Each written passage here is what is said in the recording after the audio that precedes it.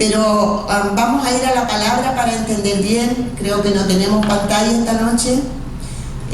No hubo comida, no hubo pantalla, no hay poca gente, no está el pastor, pero Dios está aquí. El Señor está con nosotros y no queremos más. Lo que pasa esta noche es un estudio en el que damos gracias a Dios por tener esa oportunidad de aprender y conocer un poquito más de la palabra de Dios cada vez que nos reunimos aquí. Vamos a buscar el libro de Gálatas en el capítulo 4. Entonces, si usted tiene su teléfono o si tiene su Biblia, y si no, escuche con atención porque yo voy a leer para usted. En el nombre del Padre, del Hijo, del Espíritu Santo.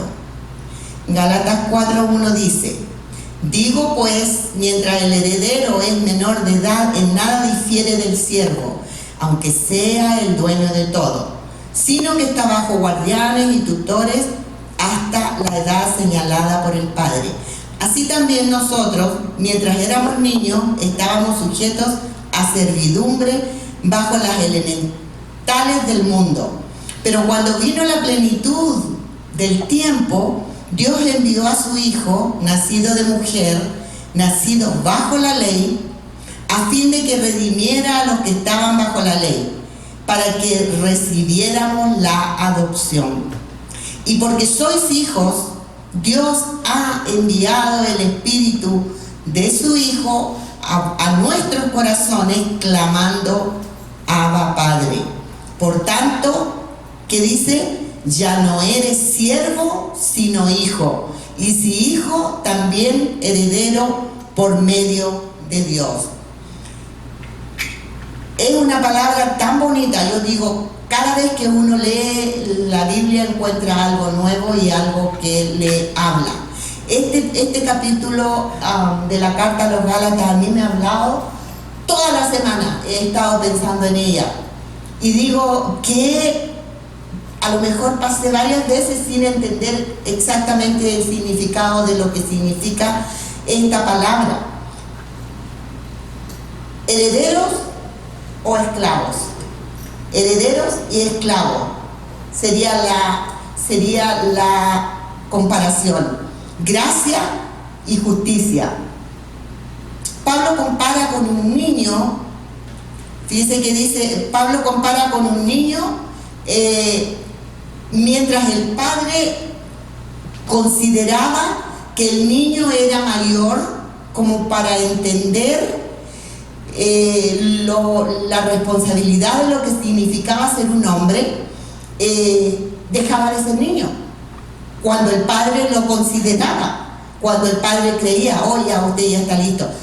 Hay algunas lecturas en que leí que los niños después de los 12 años empezaban a tener responsabilidades de adultos, entregaban su pelota a los niños, su muñeca a las niñas, su juguete, y entonces se hacía la transición, había como una ceremonia.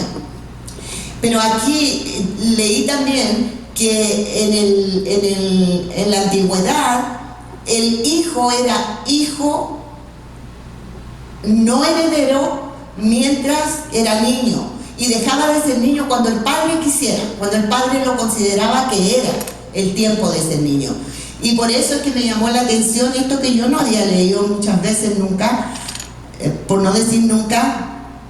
Dice: así también como nosotros, en el versículo 3, nosotros mientras éramos niños estábamos sujetos a servidumbre bajo las elementales del mundo, pero cuando vino la plenitud del tiempo, Dios envió a su Hijo nacido de mujer, a fin que redimiera a los que estaban bajo la ley, para que recibiéramos adopción de hijos, porque sois hijos.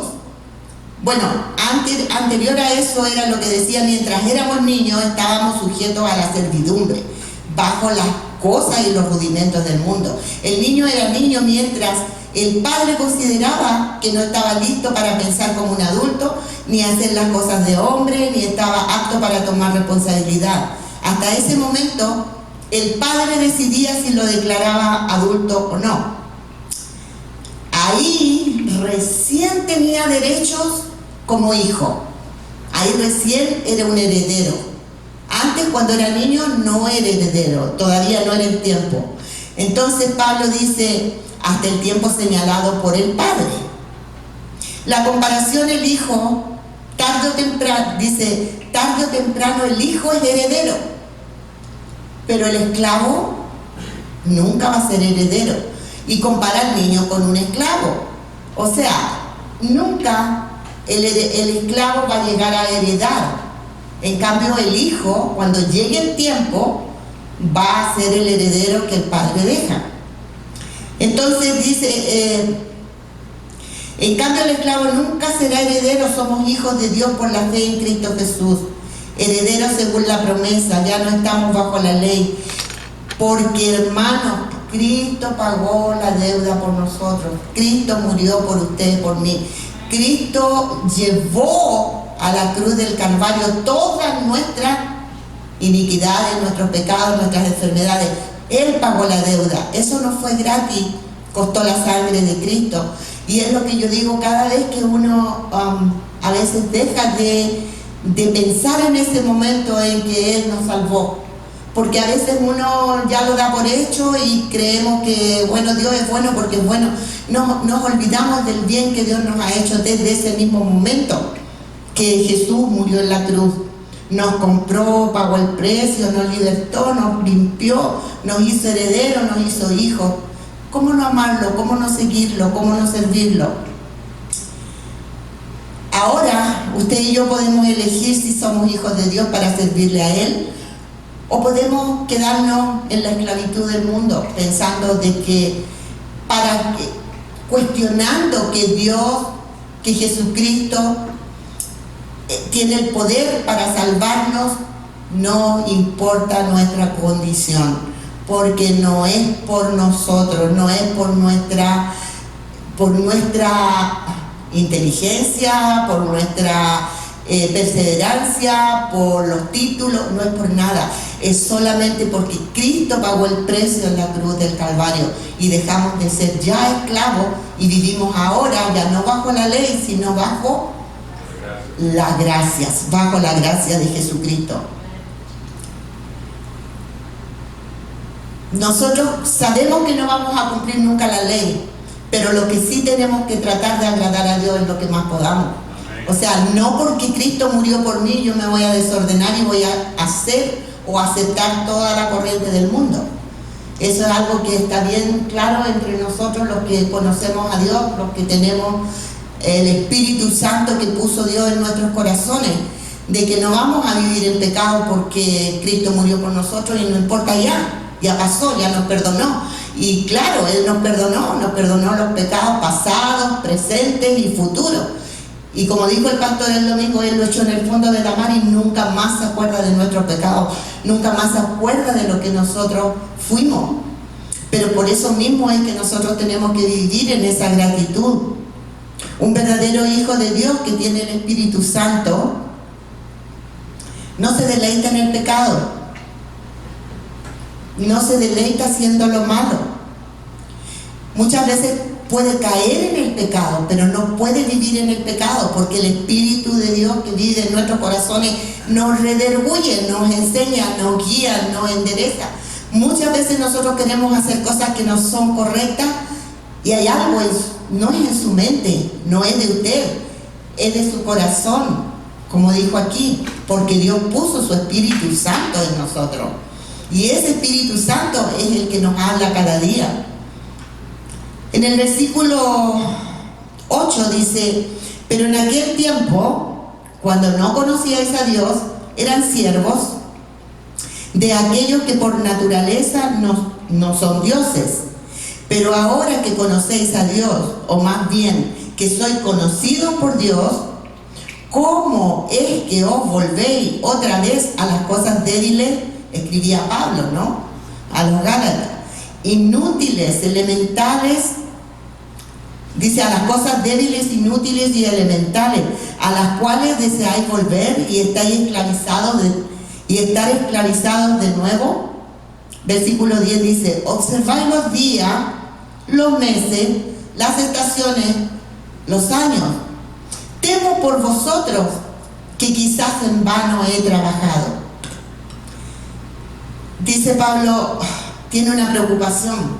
Cuando él regresó, él había predicado a Cristo y había muchos seguidores que comenzaba el cristianismo, comenzaban a seguir lo que Pablo predicaba, que era precisamente vivir bajo la gracia y no bajo la ley. Pero todavía el pueblo estaba prendido de las tradiciones y de la circuncisión y de las reglas y de todo eso. Entonces Pablo se fue, y cuando regresó, después que había dejado ya gente ahí en Galacia bien instruida, encontró que se habían desviado otra vez y que estaban siguiendo la corriente, no del mundo, pero de las tradiciones, de la ley. Entonces Pablo dice, él estaba bien preocupado, y la preocupación de él era que la atracción hacia el legalismo los volviera atrás y que su trabajo entre ellos hubiera sido en vano. Eso fue lo que dijo. Me temo por vosotros que quizás en vano he trabajado para vosotros. Y Pablo está dando a elegir a los Gálatas tener una vida libre. Yo pienso que cualquier persona como nosotros a veces nos cuesta creer que es una maravilla tener una vida en la libertad que tenemos, en la libertad de Cristo. Y en cómo vemos sus milagros cada día, cómo vemos que Dios mueve su mano entre nosotros, cómo vemos que Dios se deleita en bendecirnos. Yo pienso que cualquiera de nosotros que está aquí en esta noche nunca volvería atrás. Siempre diría, Dios no me trajo aquí para volver atrás. Y aunque pasemos por problemas, necesidades y cosas que la vida cotidiana nos pone, como dijo Jesús, en el mundo tendréis aflicción. No dijo van a tener pura felicidad. Pero no teman, yo he vencido al mundo, dijo el Señor. Entonces, es una maravilla poder escuchar cada día de lo que Dios nos promete. Y por eso a mí me encanta venir los viernes a los estudios, porque uno en esto aprende. Y aprende a analizar un poquito más profundo lo que Dios nos habla a través de su siervo Pablo, por ejemplo. Dice que Pablo nos está dando a elegir, igual que a los Gálatas, tener una vida libre, tener una relación con Dios como un Padre amoroso, basado en lo que Jesús hizo por nosotros. O podemos tratar de agradar a dioses, cualquiera, sin mayor esfuerzo, y tratar de cumplir alguna regla, que jamás vamos a poder cumplir la regla ni todos los mandamientos, y el que falla en uno, falla en todo. Entonces no es por nuestra fuerza, no es por lo que nosotros queramos ni podamos alcanzar. Vivir de esa manera hace que el Evangelio sea en vano. Entonces, si nosotros quisiéramos aquí vivir contrariando lo que dice Pablo, que Pablo dice, vivan por gracia, vivan por fe. Si nosotros queremos eso, ¿saben lo que nos cuesta? Dolor todos los días, porque va contra ya nuestra nueva naturaleza. Ya no vivo yo, más Cristo vive en mí. Y desde ese momento en que ya no vivo yo y Cristo vive en mí, hermano, ya nosotros por naturaleza buscamos agradar a Dios, buscamos servir a Dios. Entonces dice, os ruego, hermano, haceos como yo, háganse como yo, porque yo también me he hecho como ustedes.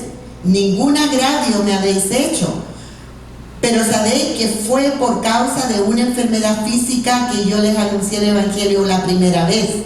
Él ya había estado ahí una primera vez.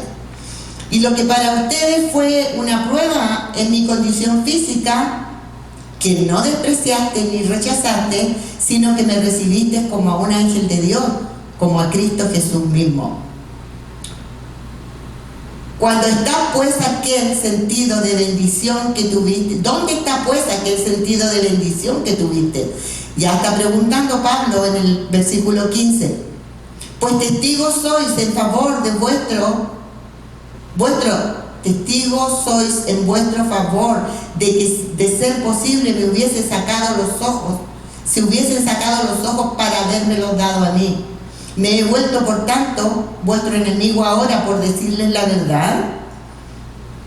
Ellos tienen celo, no con buena intención, sino que quieren excluirlos a fin de que mostréis celos por ellos.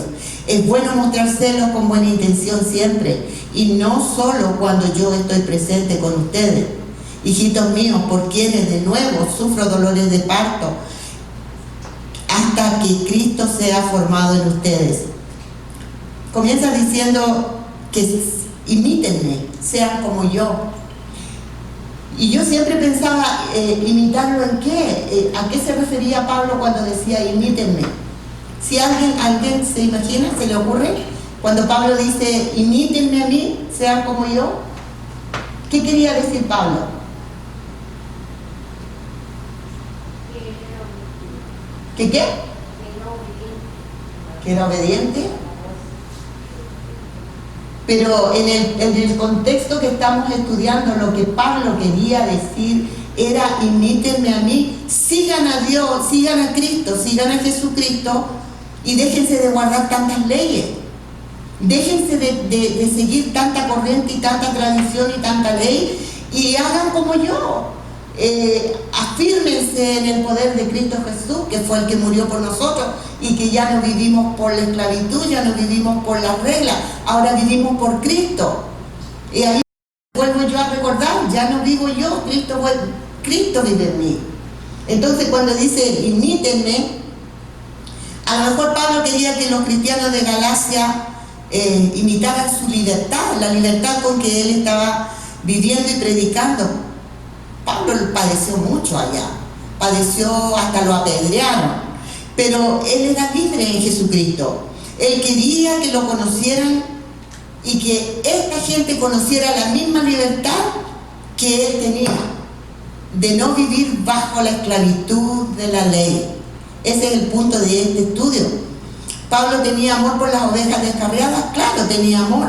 Quería guiarlo en espíritu de mansedumbre y de paciencia y misericordia, sin crítica. Él ya no quería la ley, ya no quería juzgar y no quería que ellos estuvieran juzgando. Por eso es que dice que los guiaba con paciencia, con mansedumbre, para que ellos entendieran que la gracia de Dios estaba sobre ellos, sin tener que cumplir las reglas como ellos querían. La crítica, fíjese que Lutero escribió, la crítica provoca desesperación, rebelión, pero no el arrepentimiento. La crítica, la ira, todas esas cosas, la desesperación, pero no el arrepentimiento. Y podríamos creer que la enfermedad de Pablo era algo que ver con sus ojos. ¿Ustedes han oído de las enfermedades de Pablo? ¿Qué enfermedad tenía Pablo, hermano Ronnie? No sé, hermano, no sabe. Estaba más chico, no me acuerdo.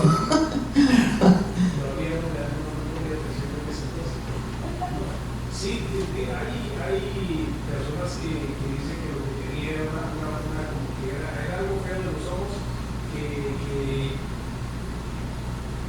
una infección fea que los ojos les supuraban y hay una de los que dice que también que era detestable verlo por la condición que Sí, sí. Podría ser un tipo de cáncer porque se llagaba y... Sí, ¿se acuerdan cuando él decía que tenía una espina, un aguijón en la carne? Sí. Claro, aquí en este capítulo a mí me da a pensar que sí son los ojos, porque como dice, si hubiera sido por ustedes cuando yo estuve enfermo, que ustedes lo tomaron como una enfermedad, yo lo tomé como una prueba, dice Pablo, pero si hubiera sido posible, ustedes se hubieran sacado sus ojos para dármelos a mí. Entonces yo pienso que sí, que tiene que haber tenido algo que ver con sus ojos. Y a pesar de que se dice que Pablo era débil y afligido, le recibieron y respondieron al mensaje de la gracia y el amor de Dios. Y después en el 20 dice: quisiera estar presente con ustedes ahora y cambiar mi tono. Debe haber estado muy enojado cuando les escribió, muy enojado. Pues perplejo estoy en cuanto a vosotros. Decidme, los que deseáis estar bajo la ley, ¿no oís a la ley? Porque está escrito que Abraham tuvo 2 hijos, uno de la sierva y otro de la libre. Aquí explica clarito. Yo dije, no necesita que uno explique mucho esto, porque esto está tan claro. En el versículo 22 dice que Abraham tuvo 2 hijos, uno de la sierva y otro de la libre, pero el hijo de la sierva nació según la carne, dice, y el hijo de la libre por medio de la promesa. Esto contiene una alegoría, cuenta Pablo, o sea, lo relata también, que uno no necesita más explicación. Dice, esto contiene una alegoría, pues estas mujeres son 2 pactos. Uno procede del monte Sinaí, que engendra hijos para ser esclavos. Este es Agar.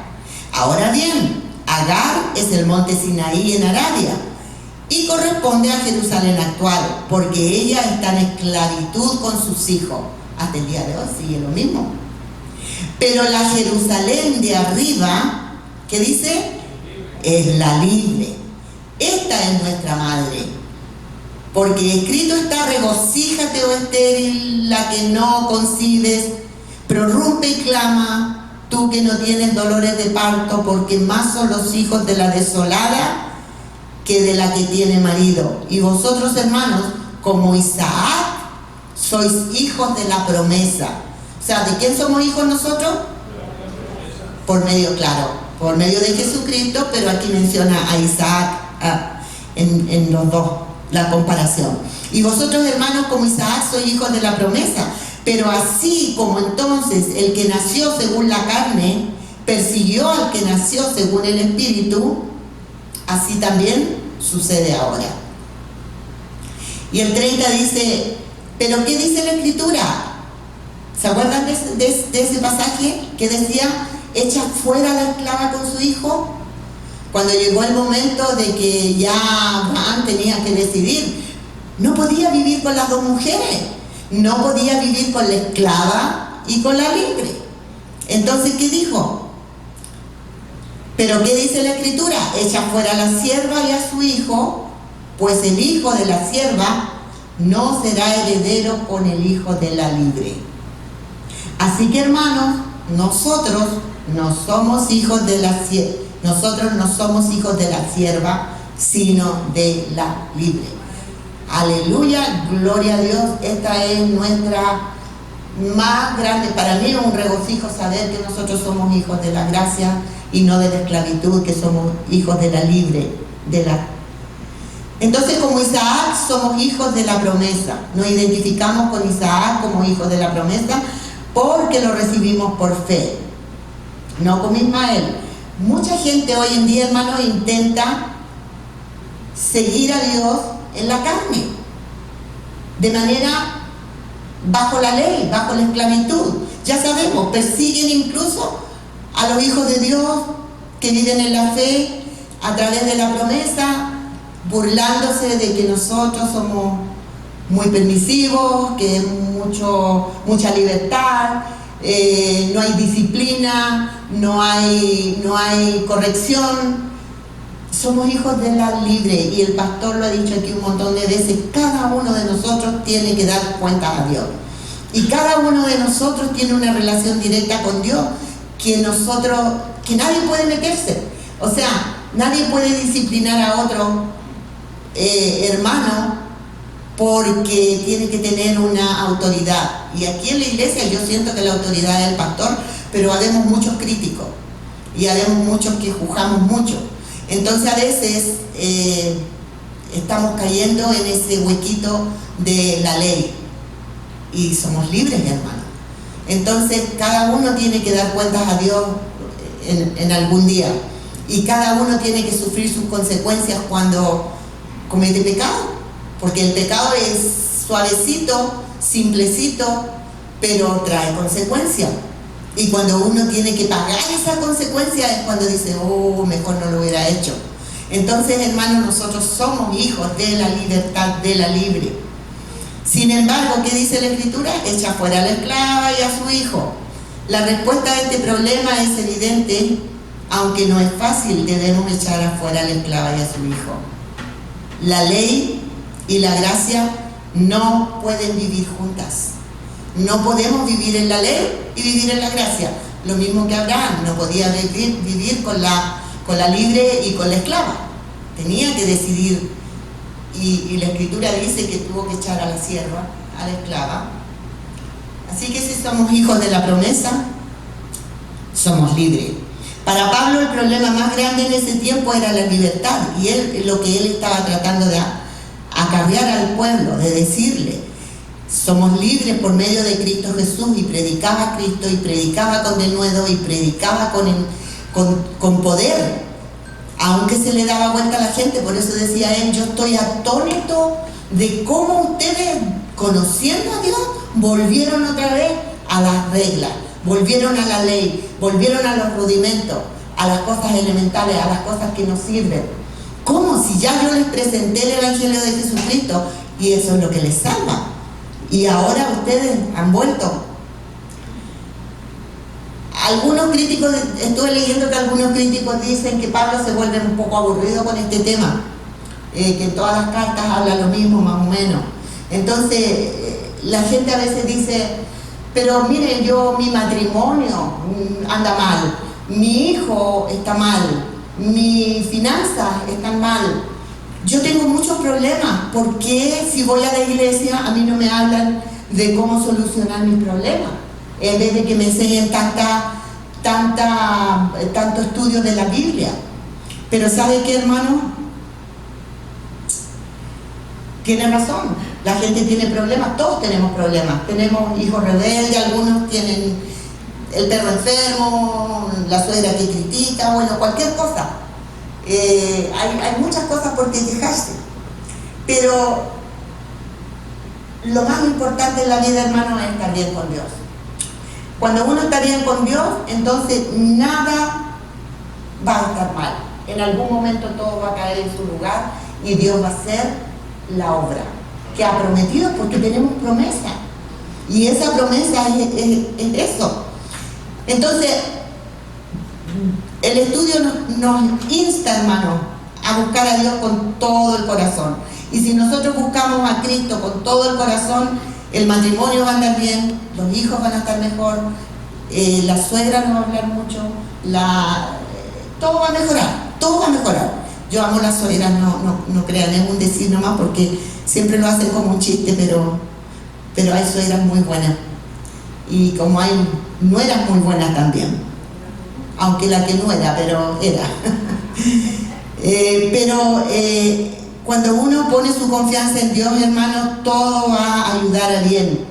Todo va a mejorar. Jesús dijo: buscar primero el reino de Dios y su justicia, y todas las demás cosas serán añadidas para la gloria de Dios. En el nombre de Jesús, terminamos el estudio, esperando que nuestro pastor esté bien. No pudo estar otra vez. Que Dios los bendiga, hermanos, y espero que de aquí hayamos salido con un poquito de luz, un poquito más de luz, y que Dios haga rema en los corazones para que nosotros tengamos ese surquito ahí, entendiendo lo que es el verdadero Evangelio de Jesucristo. Padre, te damos gracias. Estamos en